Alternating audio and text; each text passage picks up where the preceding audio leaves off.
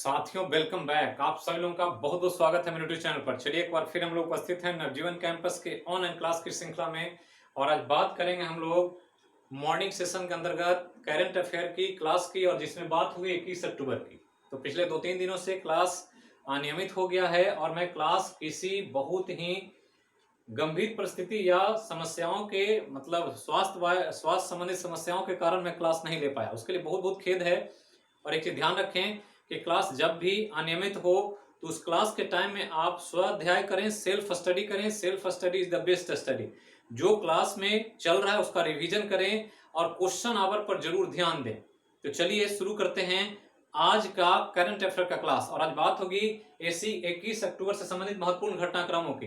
तो 2-3 दिन का बैक चल रहा है, तो आगे जो क्लास होगा करंट अफेयर का उसमें 2-2 दिन का एक साथ करवा कर हम क्लास को कंटिन्यू करेंगे और अपडेट कर देंगे। तो उसको ध्यान रखना है, करंट अफेयर को एक एक करके देखते चलें। तो चलिए शुरू करते हैं 21 अक्टूबर के महत्वपूर्ण घटनाक्रमों के बारे में। पहला कि बिहार में 1.25 करोड़ परिवार गरीबी रेखा से नीचे हैं, ये ध्यान रखना है। जबकि बिहार में प्रति व्यक्ति आय जो है 46,664 रुपये वार्षिक है, प्रति व्यक्ति आय। तो एक डाटा है जो ध्यान रखना। डाटा तब आया है जब बिहार विधानसभा चुनाव चल रहा है और बिहार विधानसभा चुनाव में सभी जो प्रत्याशी हैं उन्होंने अपना अपना संपत्ति का ब्यौरा दिया नामांकन भरते समय, और पता चला कि बिहार की जनता भले गरीब है या गरीबी रेखा से नीचे जी रही है, लेकिन यहाँ के नेतृत्वकर्ता जो यहाँ के समाज सेवक का अपने ऊपर एक लेवल लगाकर चलते हैं या यहाँ के जनप्रतिनिधि हैं, वो काफी करोड़पति और अरबपतियों की श्रेणी में। और इसीलिए आर्टिकल छपा था कि यहाँ के नेता तो बहुत अमीर है लेकिन जनता गरीब है, ऐसा क्यों? तो इस पर थोड़ा सा ध्यान रखने की जरूरत है कि बिहार में गरीबी रेखा से नीचे जीने वाले परिवारों की संख्या 1.25 करोड़ बहुत बड़ी संख्या है, और बिहार के प्रति व्यक्ति आय 46,664 रुपये वार्षिक है, जो बहुत ही कम है देश स्तर पर और विश्व स्तर पर। आगे चलें तो बिहार विधानसभा चुनाव में प्रत्याशी की अधिकतम जो खर्च करने की सीमा है वो 30,80,000 रुपये की गई है, जबकि लोकसभा में एक प्रत्याशी अधिकतम 77 लाख रुपये खर्च कर सकते हैं। ये नया प्रोविजन आया है। और इस प्रकार विधानसभा और आम सभा जो होता है, आम चुनाव किसी राज्य का विधानसभा हो या आम सभा का चुनाव हो, उसमें प्रत्याशियों द्वारा जो चुनाव में खर्च किया जाता है उसकी सीमा को बढ़ाया गया है। और ध्यान रखना है कि इस प्रकार जो बढ़ोतरी है वो पिछले खर्च की तुलना में 10% अधिक है। तो पहले 28 लाख खर्च करने का प्रोविजन था और लोकसभा में 70 लाख, तो 70 लाख से बढ़कर 77 लाख हो गया लोकसभा के प्रत्याशियों के लिए। और विधानसभा चुनाव में एक प्रत्याशी 28 लाख की जगह अब 30,80,000 रुपये खर्च कर सकता है, अर्थात पहले की तुलना में 10% की वृद्धि। एक इंपॉर्टेंट न्यूज है, ध्यान रखना है। आगे चलें तो इंस्पायर में बिहार दूसरे नंबर पर और राजस्थान पहला स्थान है। तो ध्यान रखना, इंस्पायर एक प्रतियोगिता होती है जिसमें देश स्तर पर ऐसे प्रतिभाओं को चुना जाता है जो कुछ नए आइडिया, नए वैज्ञानिक, कुछ तकनीक, कुछ नए कॉन्सेप्ट के साथ अपने आप को डेवलप करना चाहते हैं। तो उन्हीं को आमंत्रित किया जाता है और ऐसे आइडिया को पूरे देश से मंगाया जाता है। और इस तौर पर इंस्पायर का जो इस साल का प्रोविजन, उसमें सबसे अधिक बिहार से नए नए आइडिया आए, राजस्थान से आए और राजस्थान के बाद बिहार से आए। तो ध्यान रखना है, कुल 50 जिलों का चुनाव हुआ देश स्तर पर और 50 में से 18 जिले राजस्थान के और 9 जिले बिहार के शामिल है। और अगर बिहार में बीपीएससी को ध्यान में रखकर देखें तो बिहार में वैशाली जिला टॉप पर है, ध्यान रखना है। सबसे ज्यादा वैशाली से नए नए आइडियाज के लेकर बच्चों ने अपना अपना प्रस्ताव भेजा। और ध्यान रखना कि इंस्पायर में 6ठी से 10वीं तक के छात्रों को शामिल किया जाता है। और इसी में से चुनाव के बाद जो चुनाव हो जाएगा उनको जापान भेजा जाएगा बच्चों को, ताकि वो वैज्ञानिक तकनीकों को और अच्छे से सीख सकें। आगे चलें तो एक पुस्तक है जिसके बारे में चर्चा है, और वो पुस्तक है 15वें वित्त आयोग के चेयरमैन एनके सिंह द्वारा लिखित। तो ध्यान रखा, एनके सिंह की पुस्तक नाम है portraits of power, half a century of being at ringside. तो एक इंपॉर्टेंट पुस्तक है, portraits of power, half a century of being at ringsides. किनकी पुस्तक? तो एनके सिंह। और एनके सिंह 15वें वित्त आयोग के चेयरमैन हैं जिनका कार्यकाल 2025 तक, 2020 से 2025 तक चल रहा है। तो ये ध्यान रखना है। और ये पुस्तक में एक प्रधानमंत्री के ताकतवर बनने की कहानी लिखी है कि कैसे एक प्रधानमंत्री अपने कार्य से या अपने कार्यशैली से कैसे ताकतवर बनता है और देश स्तर पर एक प्रभाव छोड़ता है। इसी के बारे में इस पुस्तक में इनके सिंह ने विस्तार से वर्णन किया है। तो ध्यान रखना है, काफी चर्चा में है। आगे चलें तो इजराइल से एक न्यूज है कि इजराइल अक्टूबर के अंत तक अपने कोविड-19 वैक्सीन ब्री लाइफ का मानव परीक्षण शुरू करेगा। तो ब्री लाइफ का मानव परीक्षण शुरू करने जा रहा है इजराइल, और इसका ह्यूमन ट्रायल शुरू होगा अक्टूबर के लास्ट, मतलब इसी मंथ के लास्ट में।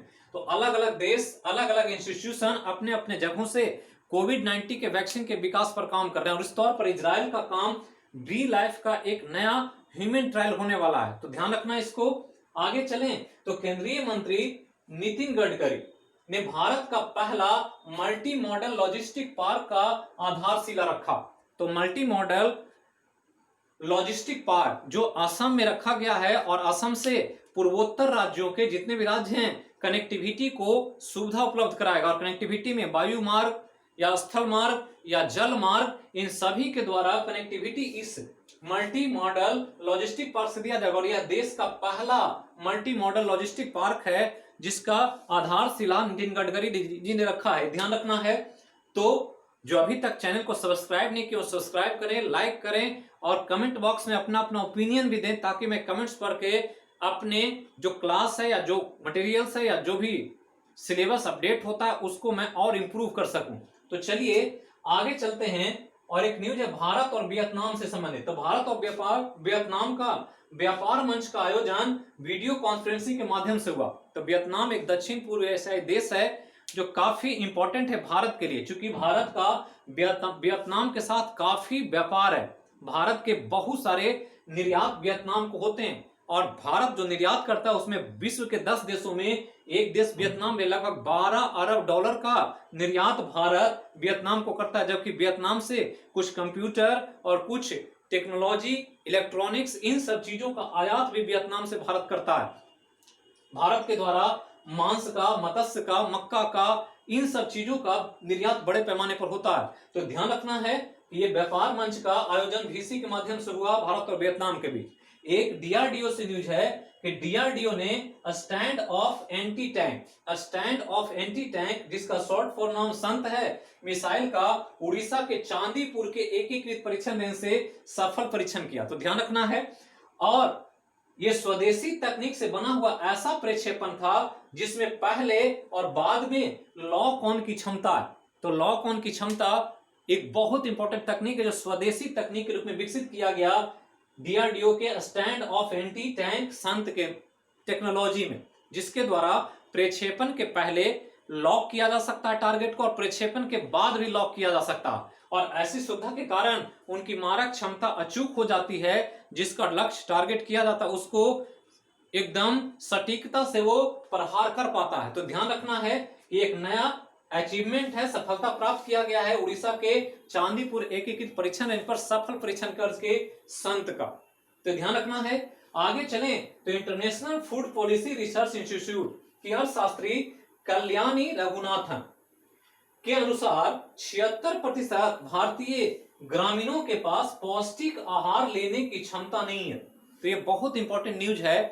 International food policy research institute की अर्थशास्त्री कल्याणी रघुनाथन का, इन्होंने एक शीर्षक लिखा है भारत में पौष्टिक आहार की सामर्थ्य, कि कितने लोग पौष्टिक भोजन, न्यूट्रिशियस भोजन ले सकते हैं, उनके पास आर्थिक कितनी क्षमता है, इस पर उन्होंने आर्टिकल लिखा। और उनके आर्टिकल में यहाँ के श्रमिकों का आय, यहाँ के थोक प्राइस जो होलसेल प्राइस होता है वो, और मार्केट की स्थिति को देख करके आकलन किया गया और पता चला कि जितना खर्च होता है एक व्यक्ति को पौष्टिक आहार लेने में प्रति व्यक्ति, उसको खरीदने में भारत के ग्रामीण क्षेत्र में 76% लोग असमर्थ है। मात्र 24% लोग के पास इतना पैसा है कि वो पौष्टिक आहार अपने ऊपर खर्च कर सकते हैं और पौष्टिक आहार ले सकते हैं। तो ध्यान रखना एक बड़ा आंकड़ा है। और ध्यान रखना इनके अनुसार प्रति व्यक्ति पुरुष के लिए पौष्टिक आहार का खर्च 51 रुपया है, जबकि प्रति व्यक्ति महिला के लिए 45 रुपया है। और इतने पैसे भी 51 रुपया पुरुष